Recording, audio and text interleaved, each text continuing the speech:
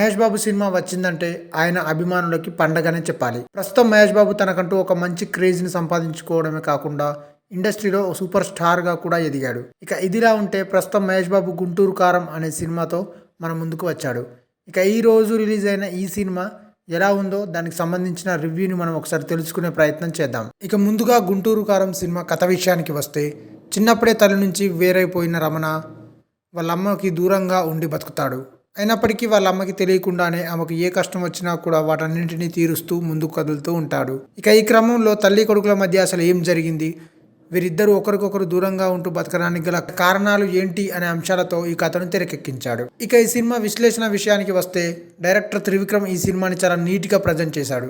అలాగే తన గత చిత్రాలలో ఎలాగైతే ఫ్యామిలీకి ఒక కోర్ ఎమోషన్ని పెట్టి సినిమాలను నడిపించేవాడో, గుంటూరు కారం సినిమాలో కూడా అదే ఎమోషన్ని రన్ చేస్తూ సినిమాని ముందుకు తీసుకెళ్లాడు. ఇక త్రివిక్రమ్ శ్రీనివాస్ ఈ సినిమాని చాలా కొత్తగా తీశాడు. తల్లి కొడుకుల ఎమోషన్తో సాగే సినిమా కావడంతో తెలిసిన స్టోరీ అయినా కూడా త్రివిక్రమ్ చాలా బాగా నీట్గా ప్రజెంట్ చేశారని చెప్పాలి.